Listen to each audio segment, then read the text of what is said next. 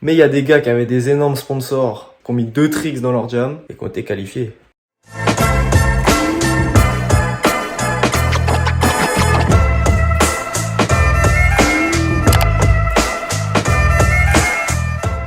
Yo les gars, nouvelle vidéo. Et vous m'avez manqué un peu.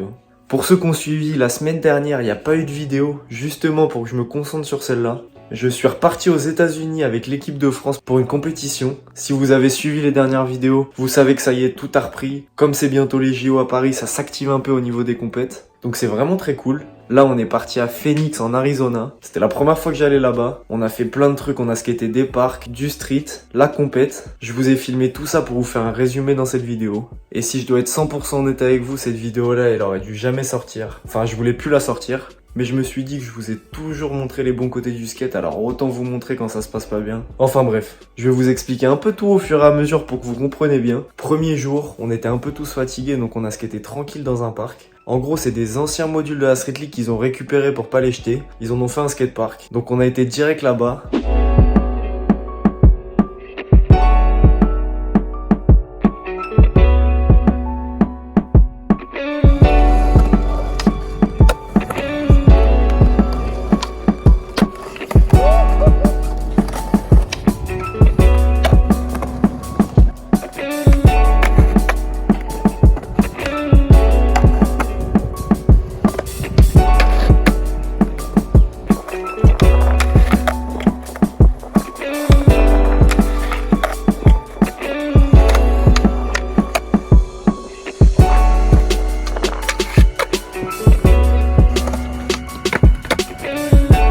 On vient d'arriver au parc où il y aura la compète ce week-end.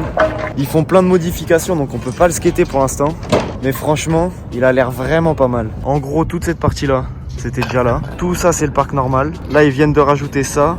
Le petit rainbow là-bas. Cette partie-là avec le kink, le ledge et l'autre gros rail. Ça, tout a été changé, tout a été rajouté. Après, la partie du milieu, elle y était encore. Et ça aussi, le transfert a été rajouté. Il y a le petit plank là-bas. Franchement, c'est propre. Il y a la dernière partie avec les marches, le rail et le houba. Ça a l'air plutôt fun à skater.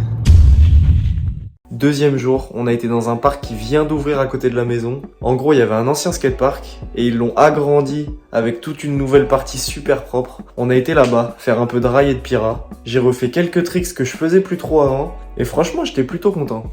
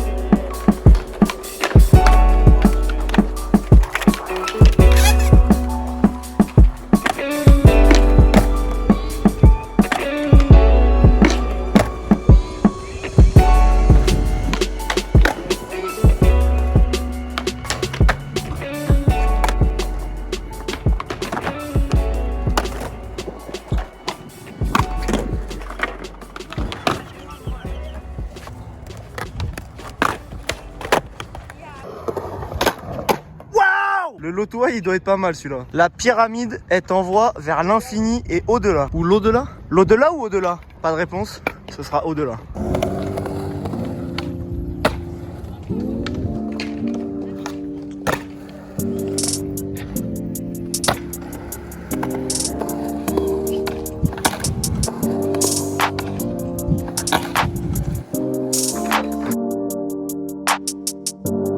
Le troisième jour arrive et c'était la journée des trainings pour la compète. Il y avait qu'une journée pour tous les skateurs et on était environ 200 à participer au contest. Donc j'ai essayé de me concentrer vraiment 100% sur le skate et j'ai filmé que quelques tricks à l'iPhone avant qu'il y ait trop de monde.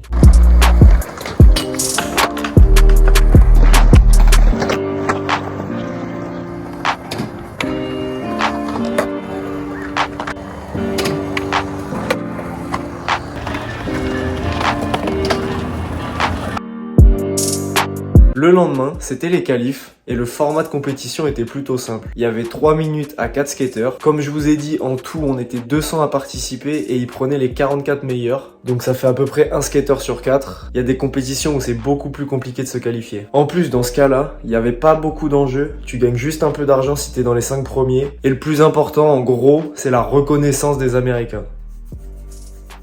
Ça paraît peut-être bête dit comme ça, mais dans le skate c'est super important et c'est aussi important pour la suite de la vidéo. En tout, en gros, on était une petite dizaine d'Européens. Il y avait aussi un peu de Brésiliens, un peu de Japonais, mais la grosse majorité des skateurs venaient des États-Unis. Ça représentait peut-être 150 skateurs sur les 200. Voici les tricks que j'ai fait pendant ma jam. Je suis aussi tombé 3 fois en 3 minutes, mais dans une jam c'est pas important. C'est pas comme dans un run où les chutes vont retirer des points à la note.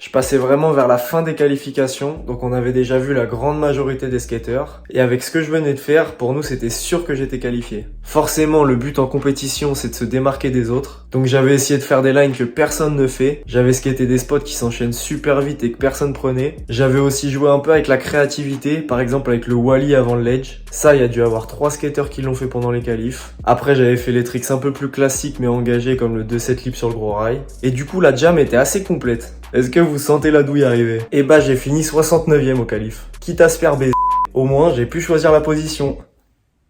Plus sérieusement, je fais absolument pas cette vidéo là pour me plaindre. Montrer aussi qu'il n'y a pas forcément que des bons côtés et aussi que ça peut pas tout le temps marcher. Mais là, faut avouer qu'il y a quand même des trucs bizarres. Déjà, il y avait pas de live et ils donnaient même pas les résultats au fur et à mesure. Donc on avait aucune idée des notes. Et du coup, j'ai pas pu récupérer non plus les rushs. Je me suis pas amusé à filmer les 200 skateurs. Ce genre de compète, on appelle ça les compètes de l'industrie. Ça veut dire que tu peux pas y participer si ton sponsor ne veut pas t'inscrire. Nous, on y a été avec la fédération déjà. Mais il y a des gars qui avaient des énormes sponsors, qui ont mis 2 tricks dans leur jam et qui ont été qualifiés. Je dis simplement c'est bizarre.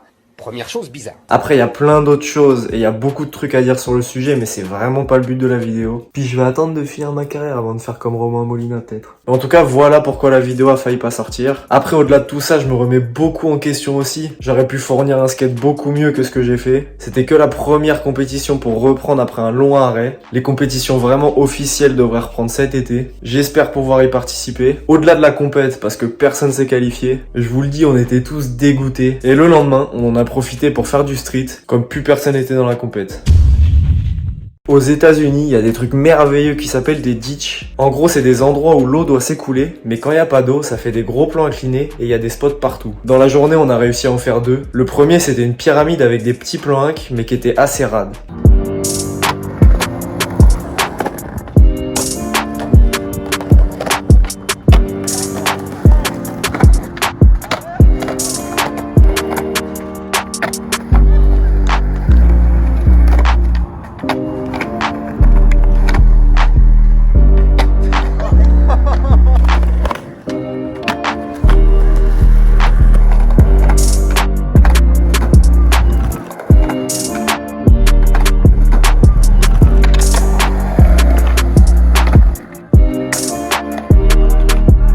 Ensuite, on a fini la journée sur un ditch qui était beaucoup plus gros, qui est assez connu, et j'ai eu le temps de faire 2 tricks juste avant que le soleil se couche.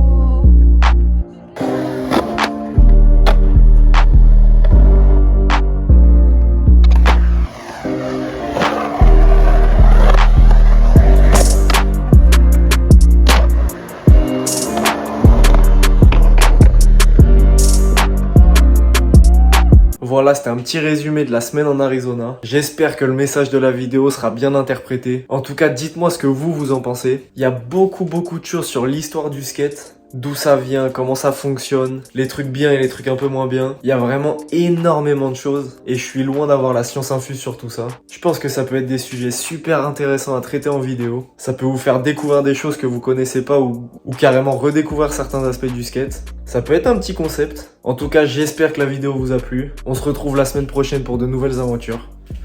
À vous les studios.